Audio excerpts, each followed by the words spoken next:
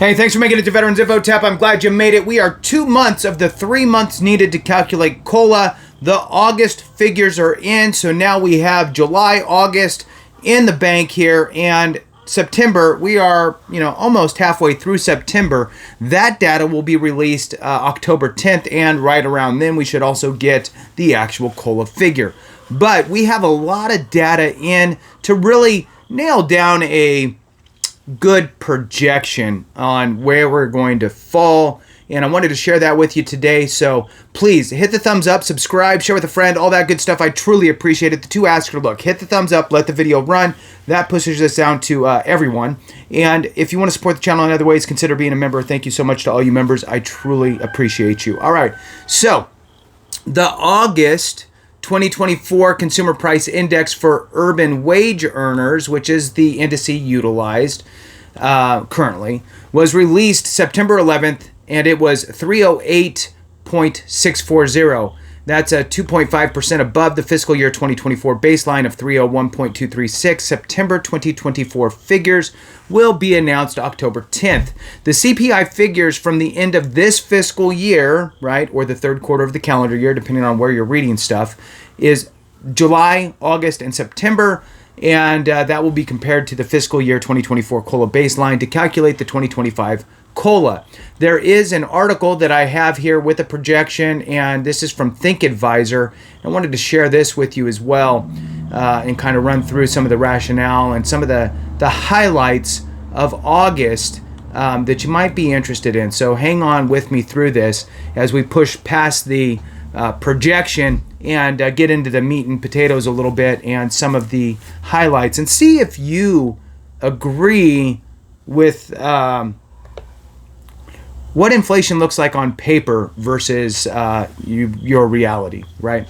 All right, so moving on. The Social Security Cost of Living Adjustment, or COLA, for 2025 is likely to be 2.5%. That's down from last month, by the way, for those that don't know. So 2.5% is now the projection. At one point several months ago, it was around 3-ish that they were projecting, so we've already lost 0.5%. So that is based on the latest Consumer Price Index data released today, Wednesday, September 11th, 2024. Moving on, the prospective COLA for next year would be about average for the last 2 decades, according to an estimate provided by the independent Social Security expert Mary Johnson, but it would still be the lowest for beneficiaries since 2021. The 2025 COLA will be the lowest received by Social Security beneficiaries since 2021. And now they're talking about Social Security beneficiaries, and that's fine because COLA, the cost of living adjustment, that effective pay raise, affects Social Security recipients. It will absolutely affect VA benefit recipients. So anything that is going to drive your income upward through COLA, right, is what we're talking about here. So moving on. At the same time, inflated prices persist on key essentials such as housing, meats, auto insurance, and any type of services and repairs, Johnson said. The 2024 cost of living adjustment for Social Security beneficiaries was 3.2%, as a gentle reminder, which we felt was too low then. So I've said it before, and I give you my arm as a line. If inflation does this and our cost of living adjustments do that, sure, they're both trending upward, great, but they're trending at different trajectories, right? And so the further away we get, the further apart we are. It's like throwing a mortar out there. You could be off a little bit, and 1,000 meters in front of you, that's not very much, but you start going further out, the further off track you're going to become. So moving on. Let's see. So the Consumer Price Index for urban wage earners and clerical workers, the CPI-W, increased 2.4% during August from 12 months ago, down from a 2.9% increase measure in July, showing the annual rate of inflation continues to trend downward. How convenient. As a result, the COLA projection dropped again over the past month. Beyond the effect on the COLA projection, the dip in inflation should provide additional incentive for the U.S. Federal Reserve to cut interest rates this month. So remember that we live in such a world of nuance and just craziness, right? Sometimes what's good is bad and what's bad is good. Go file a claim with the VA, right? This bad situation has warranted a good percentage. That's a good thing. But with all this going on, the Fed may cut the rate. Well, if you have purchased a home recently, you got a higher interest rate. If you utilized your VA loan, you can definitely utilize the interest rate reduction aspect that you could do on a VA loan. We did a great video with David on the joint channel that I have with Clay over at the CivDiv. That joint channel is called Veterans Daily. We did a live there. We did a live on this channel as well. I'll throw a link in this video too as well. Check out that information. It's really good if you're looking to potentially refinance your home. All right, so let's jump back into this.